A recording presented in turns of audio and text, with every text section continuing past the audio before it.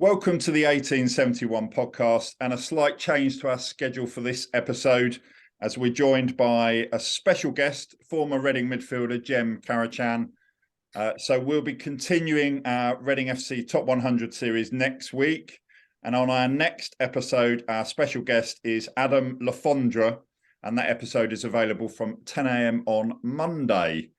So without further ado, Jem Karacan, welcome to the 1871 podcast. How are you? Yeah, I'm good, thank you. All good. How are you guys? Well, a bit sad after this week. Very good. Not quite as down as we were straight after the game the other night, but it's kind of already looking ahead, I think, to the summer and next season. So let's start there, if that's okay, Jem. I mean, obviously your reaction to Reading's relegation to League One. What do you think ultimately went wrong for Reading? I think, first of all, it was horrible the other night. Obviously, I went to the game with Tim doing the game, and I don't know. I always had this hope, or just this, I think, genuine feeling that we'd be all right. I think because the last few years we always have been. So I don't know where I've just been caught up in a false sense of security with it all, and I just didn't. It was weird. I just didn't think it would happen. Even though how the season had been, I've watched a lot of the games. I've watched a lot of the teams around Reading this season, and I was just shocked. I think I just sat there, and Tim was like, "Are you all right?" And I was like, I just couldn't believe it. Just a sense of shock. It was quite emotional seeing it happen, and probably the realization of Reading getting relegated. But I think when I was driving home, I just was thinking about it a lot, and I just thought, now's the time for the club to regroup, get together, and just try and be positive. The last stuff, but with Noel coming in, there's genuinely been a sense of, positivity and optimism around the place. And I just think if we can continue with that, there's no reason why we can't hit the ground running next season and have one of the Reading's best seasons in the last few years.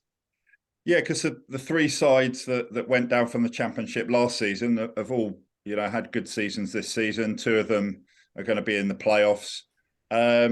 What do you think Reading needs to do, Jem, in the summer, and what do they need to do to prepare for next season, do you think? Well, I think it gives the club a chance to clear the decks to a certain extent. There's been players that have been there for a little while. Maybe it's time for them to move on, and I'm sure they'll probably feel that themselves. I was in that position at Reading a long time ago, where I think when Steve Clark come in, there was myself, Feds, Piercy, a couple of others. I'm thinking about it now, but it was kind of a time where we all kind of left the club, and obviously it changed. So it's probably that time at the moment. But recruitment, I think recruitment is going to be the main part of the start of it for next season. In Bryan Carey, you've got someone in the club who's been there and done it, and he's a really good guy who's got genuine care for the club, and when I spoke to him, he's coming from day one and knows it's a top club and it should be doing a lot better than what it is. So, recruitment's going to be huge, bringing in the right players. But I think when I look back at it, Reading were always bringing in the right characters, and I think that's where maybe the last few years we've gone away from a little bit, making sure that you bring people in that are there for the right reasons, and there to kick the club on and be a part of that journey. I see it a lot the last few years when clubs in League One have recruited wrong, and they're starting to learn from those mistakes and making sure that you recruit players that have got genuine hunger to be a part of the club and push on from it. So I think that's the main part. But just everyone's got to stick together. It's a tough time for the club, tough time for the town. Just got to stick together and just know that these tough times are when you find out who's really with you. So it'll be a really tough time for the club coming, but hopefully you can look back at it in a couple of years and it can be a Southampton story rather than one of the other teams that we've seen kind of fall through the leagues. Yeah, and before I hand over to Johnny, just want to ask you one more question. Noel Hunt, do you think he deserves a chance to lead the team forward, or do you think we need to be looking externally? And if so, what type of manager do Reading need next to take the club forward? I think that's obviously a decision for the powers that are at B in terms of making those tough decisions. But I guess it comes down to two ways of whether you go for Noel, a young, hungry manager who knows the system, knows the club, has got ambition, points to prove, or you go down the route of a manager who's had promotions on his CV, who's been in League One and who's done it. But I guess it's whether you want to look for that experience or you give Noel his chance, and we all get behind Noel. I'd love Noel to get it. I'd love for someone to get the job that's a Reading legend. I've kind of advocated for that the last few months while I've been working with Tim. Just someone who cares about the club and someone who knows how that club where the club should be. I like the idea of, I don't know, not that I don't like the idea because it could work, but I just think with Mikel being there, Noel being in the building, Michael Gilks in there, I just think there are people in the club who can really push the team on and they just know it inside out. But look, if they bring in a manager who's got that experience as well, there's that can obviously work. So yeah, it's a tough decision, and that's why they get paid the big bucks to make those decisions, and they know they need to get this one right because it is imperative, to make sure that we've got a chance of going up this next season. And Johnny, over to you now. Yeah, hey Joe. Like you're talking about clubs that I think you've already played against. One of them, Yeovil Town, that are now sixth tier. Am I right? From being in the Championship 7 or 8 years ago, and that's quite frightening. I actually lived there for years, and watching a team you can't ever say it's not going to happen, can you? At no, of any course. football club. You've watched the team this season. How does it go so wrong? You were involved in one of the most successful clubs, for Reading fans, 2011-12, that team spirit. What do you see, obviously being, watching the games, where do you see it going wrong this season, the season before, as a player? Because I'm a fan, you're a player, you get the game more than we do. Yeah, it's different sides of story, isn't it? Obviously, being in it and then coming out, and as a fan now, I mean, it's probably the most I've watched Reading this season, I'd say. Obviously, with myself kind of stopping playing, so I've really kind of had a chance to watch a lot more of the games. Look, it's tough. Obviously, the last manager, things weren't going well. I think that feeling was clear for a little while. The fans. The main thing when I've been a part of Reading and under good times, even as a youth player coming through and was a part of the 106, was that the fans loved that team. They loved it. They loved every single player in that team, and the players felt that. But at the same time, the players gave them a reason to love them. Yeah. They gave 100% every game. The interaction with them off the pitch was huge. It was like every fan was your pal when you were kind of coming off the pitch or when you'd see him. There was just that kind of relationship. And I think that fed into us as young players coming through. We knew the standards. We knew that we could see the relationship that had been bonded between the players, and we carried that on. And I think that has been lost along the way. There's been so many ins, so many outs. There's been not really any continuity in the team. I look at the Millwall side now, and they're obviously in the playoffs, and it's in their hands now. I went into Millwall kind of 5 years ago when I signed for them after I was at Bolton, and I'd say probably 60% of that team are still the ones playing now, and I think that's vital. They've been together so long and it's gelled, but they've been doing well, kind of, simmering along. And then this season's been their season, but that team's been together a long time, and the team spirit there is incredible. I've worked at the club the last 7 months, but I still stay in touch with a lot of those players. And there's just this genuine team spirit. When I went in day one there, they took me in straight away.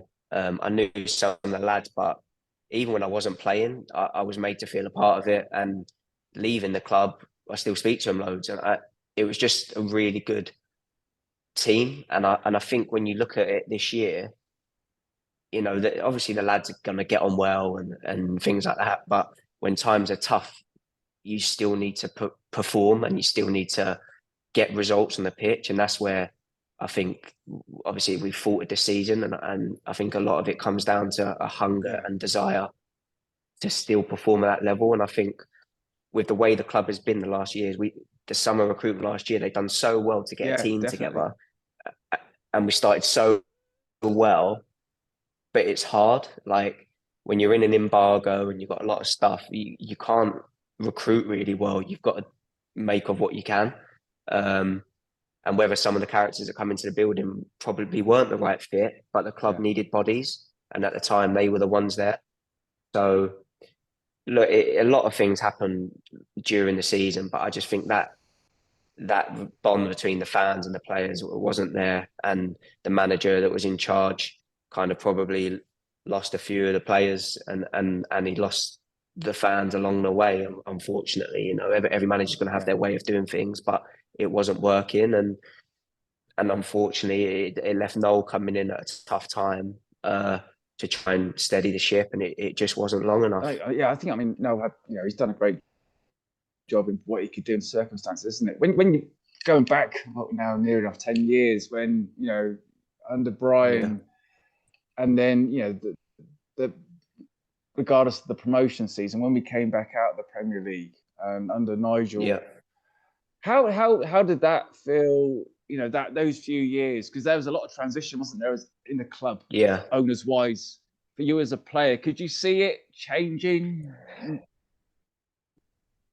It's funny. I spoke to Bryan about it the other day. Actually, just obviously we were just talking about the club in general and having a catch up, and we were just saying how you could feel the kind of change as we had Anton come in, and then we had the Thailand owners come in as well, and I just think we always had Sir John. Like, we always had him as the chairman, and he was the face, and he was the club. So when we were spoiled with Sir John, like, I think we can all understand that and appreciate it now. So when the owners come in, they don't have when new owners are loads of change, they don't have that passion that is in at the club. So we felt that 100%. Look, when Nigel came in, I really enjoyed my time under Nigel. I made it clear at the time that I loved my football a lot when he came in. But there were players that left. Joby, who was massive for us. He was our leader. He was our inspiration, kind of on and off the pitch. When Joby left, Mikel left. That was tough. That was tough, because they were our, like I say, they were our players to go to. They were our dads of the team. So you start seeing those characters kind of leave, and there is a change, and that's why I obviously had terrible injuries during my last couple of years, which ended up making my decision and why I left. And even though now I wish I hadn't, but at the time you can only make your decisions with all the information you have at your hand at that moment. But you sense change, and a big reason for why I left in the end was when I saw Luke Anthony, Dan Buchanan, and Sal Bibbo leave. When I knew they were leaving, I was like, that is for me the heart of the club. That backroom staff changing when I knew they were going, and they were people so close to me who'd help me get through, my injuries and my tough times. I knew the writing was on the wall. And that, again, over the years, you've seen players come and go, and so much changes behind the scenes. There just hasn't been that structure. At kind of Mark Bowen and Brian Carey's come in. I think now we see that Noel being appointed as 21's gaffer, Mikel being in the academy system, changes have happened, and maybe they might have been too late, but they have started. So I look at it now and I am positive about it. I think we are going to be a Southampton story. We're not going to be a Yeovil or a Scunthorpe story. You've got good people still in the building. You've got players like Tommy McIntyre, Tommy Holmes, who are Reading through and through. We've got that. We have got heart in there. There's some other good players that are obviously staying as well. So there is a core for this team to kick on. It's just tough because those players are going to have people that want them. There's no doubt about it. Yeah. People are going to want to sign Tommy Mac. People are going to want to sign Tom Holmes, and that's when it becomes difficult because those players deserve to play at a high level. So it's going to be tough for the club to keep them as well. And you see, Andy Carroll came out and sort of basically says he's going to do everything he can to get the team back where they belong, which I think is a real positive thing. Whereas it's been a bit quiet from other players within the team. I'm not slating anyone because I know everyone's struggling and everything else, but I thought that was a real positive statement for a guy of his experience. Yeah, because he could quite easily stay in the Championship, couldn't he? 100%. Like, I think I've always said every game I've seen Andy Carroll play, apart from maybe your Tommy Max and your Tommy Holmes, who you can see care for the club, Andy Carroll sticks out like a sore thumb. Obviously, at times too eager. Unfortunately, when he got the double yellow at a game, and you look back at it and you think those little things were massive. But I think the fans love like Carroll. I think he's been brilliant. I know the team gets sucked in sometimes to play into him, and that's not his fault. But I want an Andy Carroll in the building next year. I think he helps get us promoted.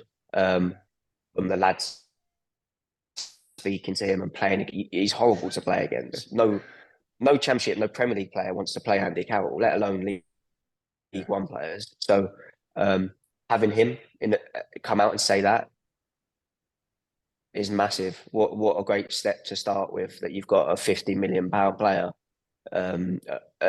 Obviously, at some point in his career, he's got the experience he has to lead the charge, and I think he'll be massive. He loves the club as well. I think he'll be huge. By the sounds of it, he loves being at Reading for his family, for him.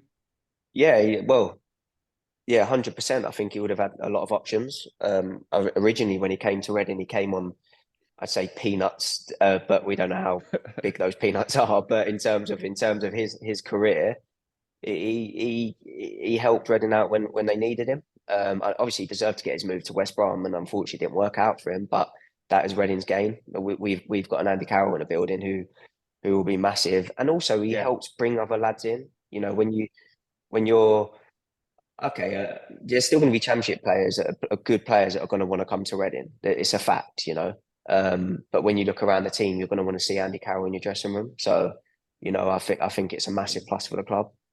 And Jem, just want to ask you, you were at Reading as a junior from 2003 until 2007, and then you stayed at Reading until 2015. And you talked about the types of players and needs must really, you know, last summer. How much of a difference does it make when you've got players like yourself who've come through the youth ranks? And you mentioned Tom McIntyre, Tom Holmes. How much of a difference does that make to things like team spirit when, you know, you by the time you got to 2015 and you left Reading, you'd been at Reading for 12 years. So how much of a difference does that make? And because we spoke to Noel Hunt recently, he said genuinely in the younger groups there are some really good players coming through, and obviously we're going to have to wait. We're going to have to be patient to see that materialise. But how much emphasis should there be on that side of things, not just bringing in, you know, players from the outside, but developing players in the way that you came through into the Reading team? Yeah, I think that goes back to who is manager. That you could get a manager that's had promotions in League Two, League One, Championship, and they'll have a way of doing things, and they might want more experienced players in the building. But I think that comes to the strategy of the club. If you want to develop those younger players, there's no better time. when we all got our chance, we'd just been relegated from the Premier League. If we hadn't been relegated, being realistic, would we have got that chance? Probably not. We probably would have gone on loan again. But the club going down allowed us to go and grab our chance. Steve Coppell had to obviously trust us, but it was the right time for us. So there's definitely going to be those young, hungry players, and the Kelvins that have started playing recently. It's brilliant that Noel gave them the opportunity. Kamara, there's a couple of lads in the youth team that I know Mikel thinks highly of in Taylor Harris and is it Jay Senga as well? I think they've mentioned him as well. So look, there is quality in there. Reading will always produce good players because of the structure and the people that are in the club. That's a fact. That's never going to change. And obviously with Eamonn Dolan and the standards he set, and with the fact that however many have come through over the years, there's always going to be that in the club. And with Lee Heron and then obviously Michael Dukes in there now, they know how to produce players for the first team. There are going to be players there. It's just whether that manager will give them opportunity. In a Noel, of course, they are going to get opportunities. He's shown that in his last few weeks. I hope the manager that does get the job does look to the youth, because that is Reading. I think that is a massive part of our history and our success. So the lads need their opportunities. You can only prove how good you are by getting that chance. And we were just, we earned our chance, but we were lucky as well at the same time. We needed that opportunity and we got given it. So I really hope that these players get that. And when you first made the step up to the senior team, you had a couple of loan spells at Bournemouth and Millwall. Do you think that's the right way to do things? Yeah. So, when a young player is kind of ready for the first team squad, did that help you? Do you feel you got a lot of benefit from that, and then it helped you when you came back and eventually established yourself in the Reading team? Is that the right way to do things, do you think? Unless you're an absolute superstar who's going into training with the first team and running riot, it's very difficult to then go straight in. I think you get your grounding from going on these loans. A recent example from just when I recently retired, we had a lad, Harry Vaughan, on loan from Oldham at the non-league team I was at. Good player. He's small in stature, but technically really gifted. Got a move to Hull in about, I think, January time, and he's gone in with Liam Rossignol, and he's now playing week in, week out. And he got that opportunity by showing he could go on loan. And fair play to him, he went to a Northern Premier side and showed he could with men's football. And now he's playing week in, week out in the Championship. And you look at my story was seeing the likes of James Henry and Alex Pearce go on loan at 17 to Norwich and Nottingham Forest. And I was knocking on Eamon's door going, hold on a minute. These two have gone on loan. Why am I not going on loan? Why is Churchy not going on loan? We were all asking that question, and it wasn't our time. But with the help of, say, Nigel Gibbs, he spoke to his mate, Kevin Bond at Bournemouth, who took me in on loan. And that was the start of my journey. And then Gibbo again, getting me on loan to Millwall. And I came back playing, I think, 21, 22 games of League One at the time. And I'd shown that I could do it. It was a good experience myself. I love playing football. It's so different from 21s and football now. And I think now when you look at it as well, it's so different. Our time, we were playing reserves football a lot of the time. So we were playing, I remember playing Fulham, and we were playing like Steve Sidwell's, and obviously when he went there, and sorry, when I went to Chelsea, we played Sidwell, Shevchenko, Tal Ben Haim. There was, I'm trying to think, so like the team was ridiculous. I think Frankie DeSanto, like we were playing a first team, like so. But reserves football's changed a lot now, and they have 21s, which is kind of now the step. But you can get so sucked up and sucked in and caught up in that 21s football, where players at that level think that's first team football. It's not. It's so far from it. It's great to get that game time. But if you're a young, hungry player, when you're 17, 18, you need to obviously have a bit of that 21s football, but you need to be showing you're good enough to go on loan. And again, you need a club that are happy to have those relationships and send you on loan. And I think that's probably been lost the last few years. There's very rarely that you see, I think, a young player at Reading now that's in and around the first team get good loan moves or any loan moves really. And I think that's something that should happen at the club again. Someone to probably focus on those younger lads that probably aren't just quite ready for first team football, are too good for 21s football. Yeah. And I've experienced it this year myself. Playing at Radcliffe was not fun. It was tough. Like of course your quality is up there and as it should be, better than the majority of players, but the physicality, the discipline, going to these horrible places, no disrespect, but like parks, and it takes a certain character. It done me in the end. I was like, no, I'm done. I can't keep doing that. But for a young player, you will find out if they want to be a footballer. Do you know what I mean? You will find that out. Harry Vaughan, who went to Radcliffe, found out he wanted to be a footballer and he's playing at Hull. Liam Kelly went on loan to Bath City when he was 17, 18. He showed he could handle it. He showed that he wanted to be a footballer and ended up playing in the Championship player final for Yapstam. Alex McCarthy went on loan to Bath City. Like these lower league clubs that people don't probably, no disrespect to them again, not really know. A year later, they're playing first team football. So you don't need clubs to kind of put their noses up at these places. And I think if you bring in someone to be a part of that process who has experience at those levels, going on loan to your Maidenheads, clubs around Reading would really help those young players. But yeah, going back to my situation and Alex Pearce, Gylfi Sigurdsson went to Crewe. Churchy went on loan to Crewe, I think it was. I had Millwall, Bournemouth. The list is endless of the loan moves we had, but we went out and we did it. So we got our chance, and it's time for those lads to step up to the plate, and they need to realise there is a chance as well. Yeah, Johnny, I'll hand back to you now. Yeah, Jem, there's two things I'm going to ask you about. First, Eamonn Dolan, because every young player that's been through has so much words about Eamonn. Can you just say what he meant to you and all the other lads, Simon Church, we've had on and but he seems such a special person.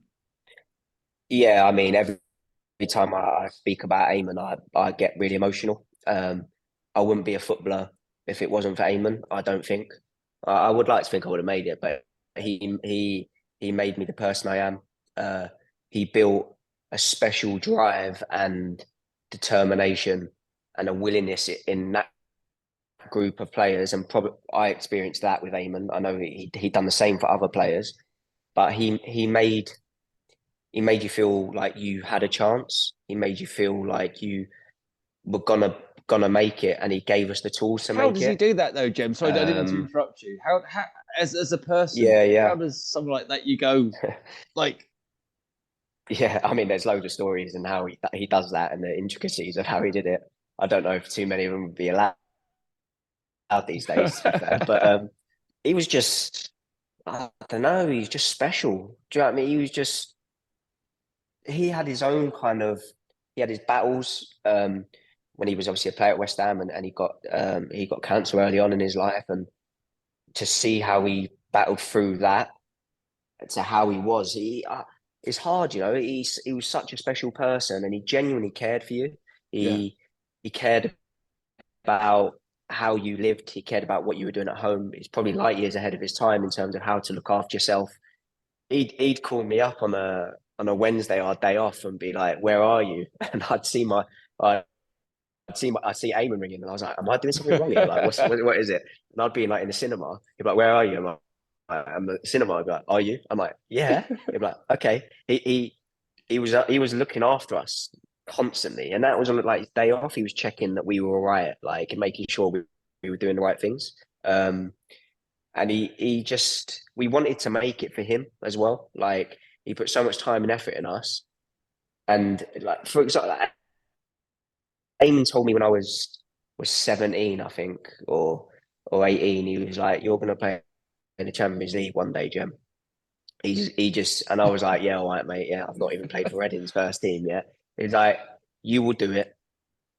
Don't worry about the process. It will happen." And I did it. And the first person I spoke to, I messaged Eamonn after, and I did it, mate.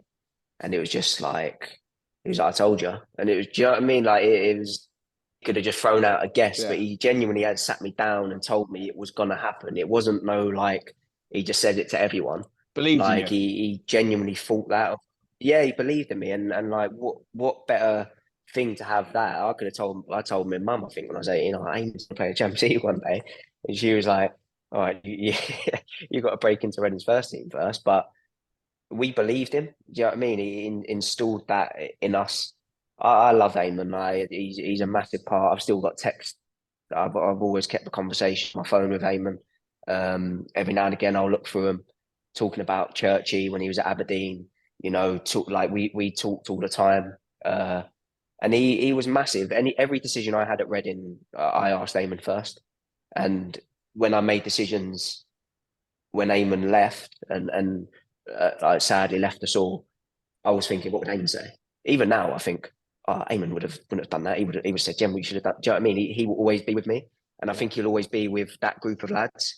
He'll always be with Reading, won't he? Because what he did for the club. Yeah, he should have a statue at the training ground. It should be. I'm like, it should be the Eamonn Dolan training ground. That's his. Do you know what I mean? I know we've got the stand, but do you know what I mean? I've always been like, no, he needs more. Do you know what I mean? It's for what he done for the club. Shane Long, you know, what he did for Shane and Kevin Doyle's, you know, like, Eamonn was such a big reason for those come in. And when they were here, and the club have made a lot of money from Eamonn, and they continually will do. Even you look at the other lads after me, Jake Cooper, Dom Hyam, Liam Kelly, I know Michael Elise a bit after his time, but Stacey, Tariq Fosu. It's never ending, isn't lads it? Obviously still play. You look at Dom Hyam and Jake Cooper, you could arguably say they're the two best centre halves in the league. They came through Reading's system. Liam Kelly got a move to Feyenoord. Gylfi has gone for millions and millions of pounds. You know, everyone's been an international. The majority of them have played European football. You know, the list is endless. Gabe Osho at Luton, another quality centre half, came through the club.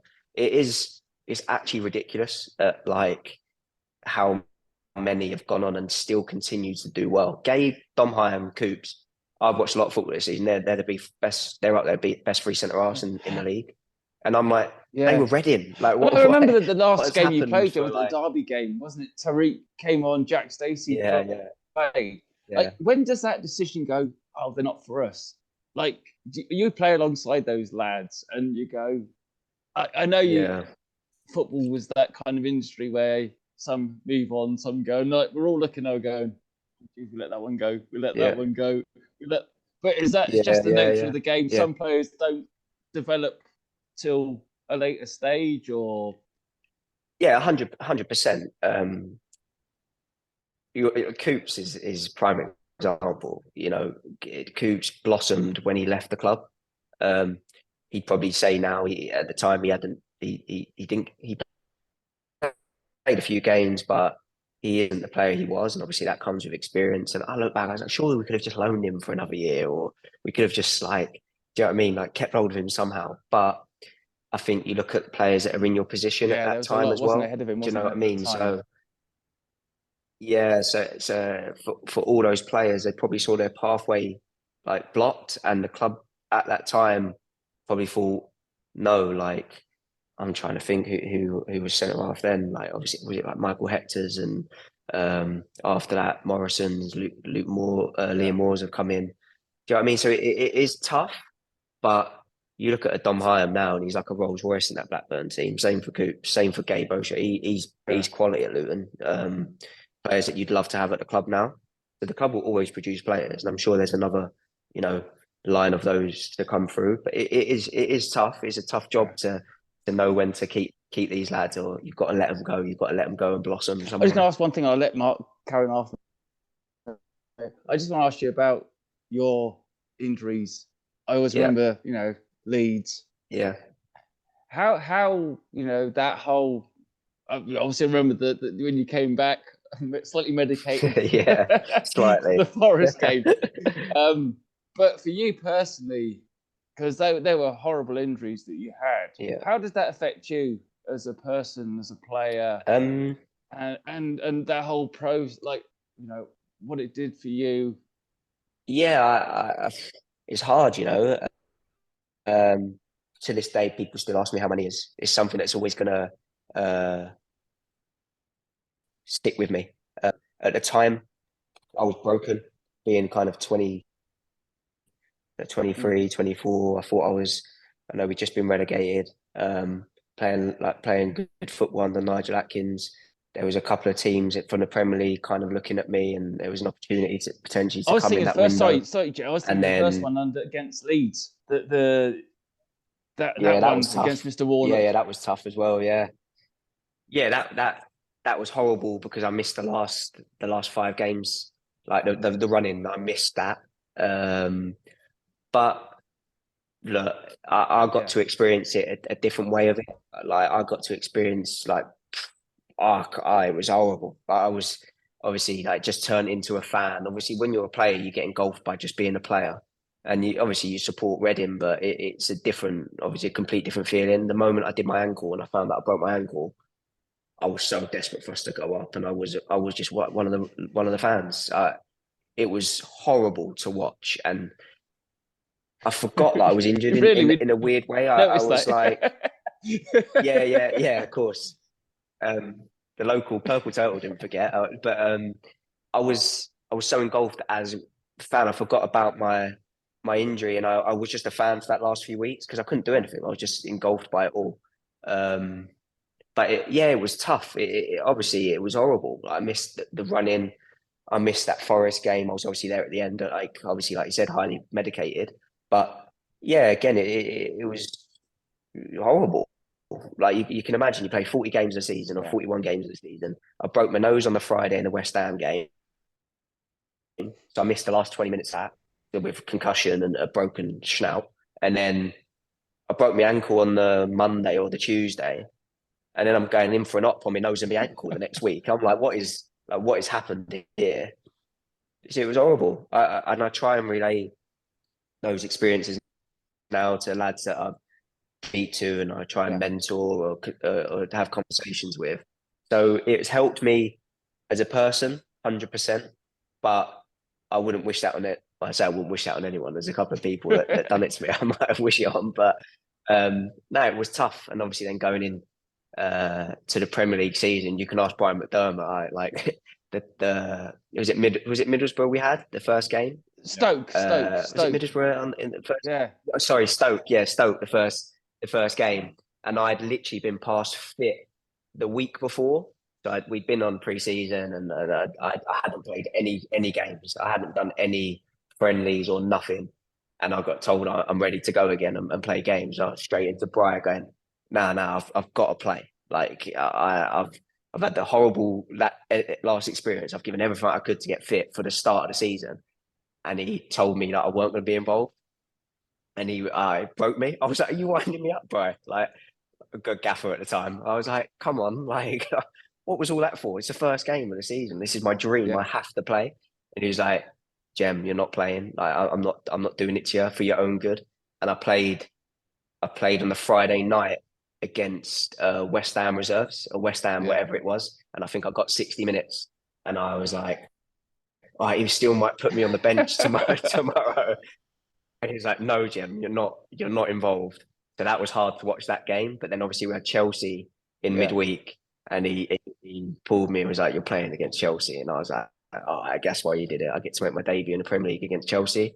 But obviously now you look at it and that would have been ridiculous to have played in that game, but we were just so desperate. Do you know what I mean? And he again, Bryan's like massive part of my coming up through Reading. Again, I know we speak about Eamonn a lot, but Bryan was who gave me my first debut as a reserves manager. Do you know what I mean? And then I excelled and flourished under Bryan McDermott. So for him to then say you're not playing, and me and him, like, we laugh about it now. We have so many laughs and chuckles about when I didn't play and why I didn't play. And I'm like, yeah, terrible decision. But he was always looking out for me. But again, it made me, the injury I suffered with my knee was, I know now it was probably the start of just the rest of my career, where it was just tough. It was always a topic. It was always an issue with clubs I was signing for. It scarred my CV almost. I was out for so long. My Galatasaray medical lasted 4 days. I must have been in that MRI scan for hours, constant, and I was in agony in the MRI scan. I was like, it was crazy. Now when I look back at it, I was in tears getting an MRI scan because it was in so much pain because I couldn't move.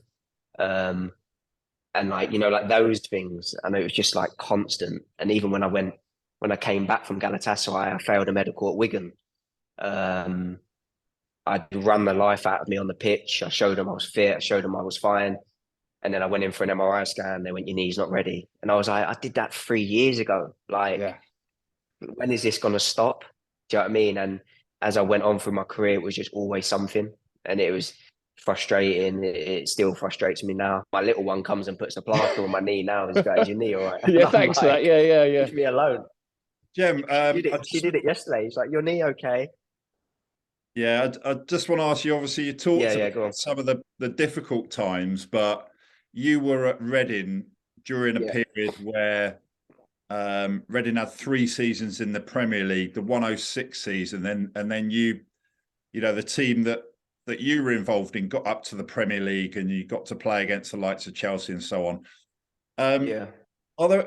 Are there any kind of personal highlights for you that might not be so obvious? Because you can obviously talk about the promotions and they're great, but what kind of, when you look back on your time at Reading, what are your fondest memories, would you say? Obviously the promotions were ones, but I don't know, just fondest memories are probably just that group of lads we had. Like, it was, like away travel or like getting on a bus. We'd be so excited to get on a bus together, and we was like all like best mates, kind of going to these games.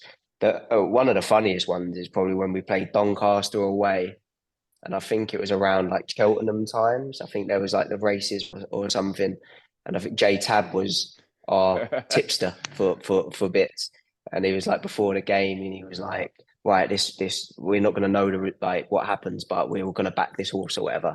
And we I don't know if it was half time at Donny, and I was like, all we were talking about, I wonder if that horse won. I think we were winning or whatever.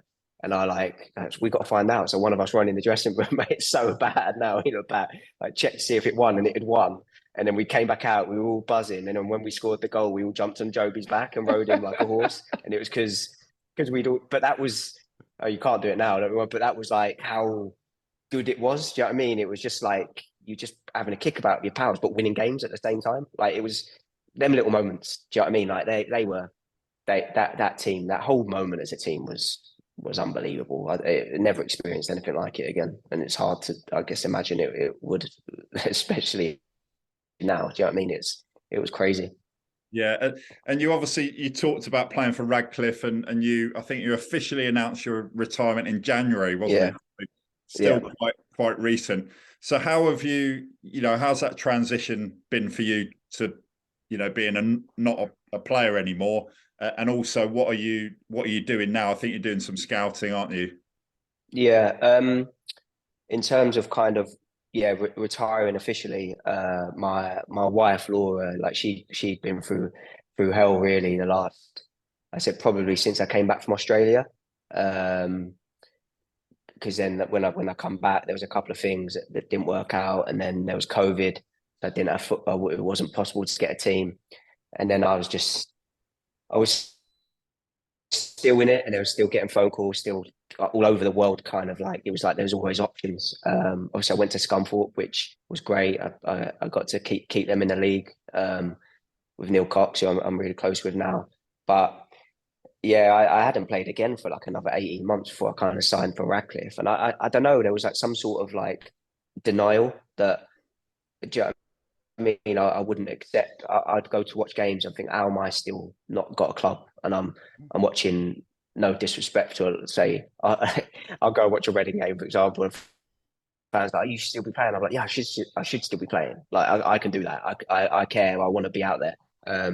But it kind of got to the point where I had to just kind of put a like stamp on it and just be like, I'm done. Let's focus on the next step. But transitioning from playing to not playing is difficult. It's been so hard without me even knowing. Now I can see how difficult it has been. So I'm still in the process of it. It's not easy. I speak to someone incredible at PFA who's helped me on the journey as well, which was a massive step, which my wife was amazing for, kind of pushing me to do it. And it's something that's, again, Bryan McDermott in his recent kind of discussions has made me realise to speak about it a bit more and be more open with people about it. Players that struggle, you should speak to someone. And again, from retiring, I've tried to be there for some lads, even lads that are playing now or people I know, try and just speak to them. You know what I mean? It's not easy. So I've been doing that with a couple of players, just speaking about how to help them. I've been doing first team scouting for Millwall for about 7 months, which has been, good. I've been to a ridiculous amount of games. I've watched a ridiculous amount of games on video. But again, just widening my knowledge, just learning. Being a footballer is a complete different skill to being a scout, is to being a coach. I think a lot of players think you just walk into something, which I technically did in terms of I wasn't fortunate enough to be offered a role there, but it's so different. Do you know what I mean? So it's a lot of learning. I've got my A license in a couple of weeks that I'm going on to kind of add another string to my bow. So yeah, I'm just trying to leave the footballing kind of that side to it and just move on to the next step of my life, which is it's not easy, but it's fun, and we'll kind of see what happens. And I've got one last question for you, and then Johnny, I'll hand over to you for a last question for yourself. So Jem, my final question really is: would you like to be involved at Reading again in some capacity? Do you think that's a possibility? Is it something that you want to do? What are your thoughts about that? Yeah, I mean, I think anyone that I speak to away from Reading knows I'm Reading through and through. Obviously, I weren't brought up around Reading, but I moved there when I was 15, 16, and the club has been a massive part of my life. I've been to a lot of the games this season, doing commentary, just going to the games to catch up with people. Look, I'd love to work for the club. I've spoke to people at the club. Obviously, I guess retiring and then finding out I was working for Millwall. I guess a few people, I was still raising a few eyebrows around the place, and how's that happened? Why is Jem not kind of working for Reading? So yeah, like I guess there has been, I guess, a couple of discussions in terms of potential roles at the club, but the club's in a big transitioning spell at the moment. I guess a little bit people don't really know what's going to happen. Obviously, the managerial situation's still up in the air. But yeah, I see myself working for the club at some point in some capacity, whether that's next season, whether it's tomorrow, whether it's in a couple of years. I've got no doubt that I'll be working for Reading at some point. It's just the role has to make sense. I'm a very ambitious person. If I work for the club, I want to make change. I want to push the club forward. I want to have a voice, and that's how I made it as a footballer.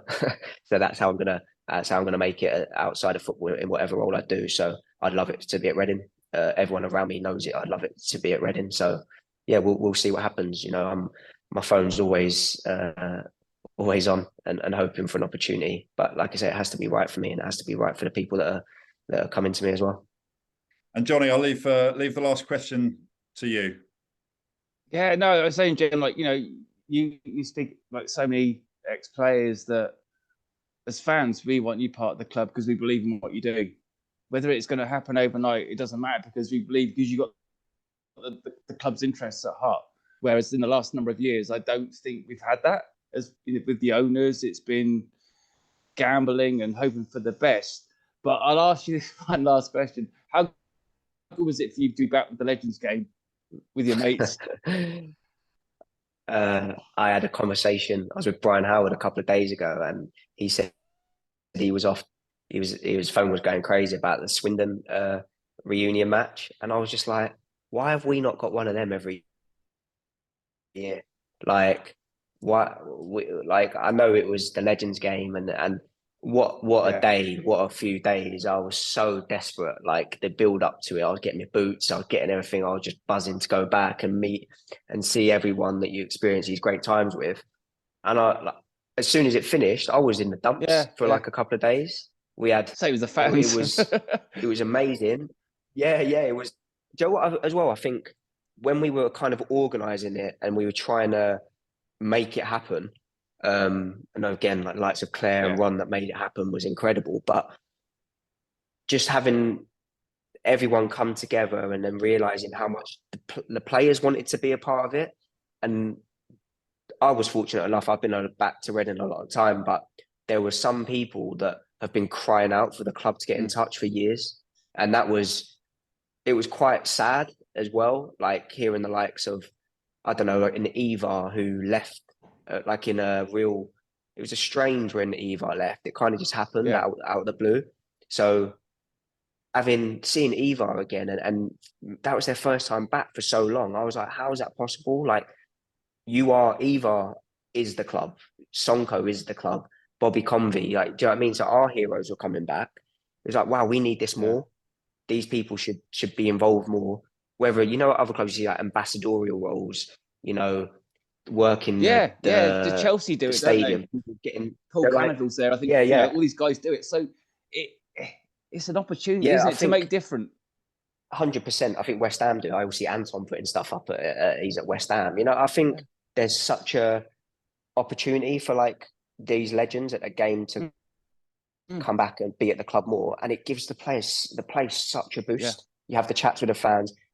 Word gets around. There's a few players milling about. You bump into people, but I think that Legends game kick-started something at the club, and I think it made a few people realise that wow, like these lads still care about this club, and it was a massive part of us. But that day was unbelievable. It was, and again, like I say, when we left, I was just like, Mrs. like, "Are you all right?" And I was like, "That's it."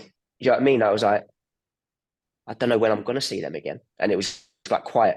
As you've seen over the years, I'm quite an emotional person. So when I've just seen Marcus Hanneman and Bobby Convey, I've not seen for like 10 years, and you have such a good time with them, you just want it again, and not having in next year. If they were like next year, you're going to see them again. I'm like, oh, buzzing! Like we got something to look forward to. But I hope maybe it probably won't happen this year because of what's happened. But having people at the club that can like have a passion to make it a year thing in some capacity for charities, or do you know what I mean, just to get the whole band to get back together.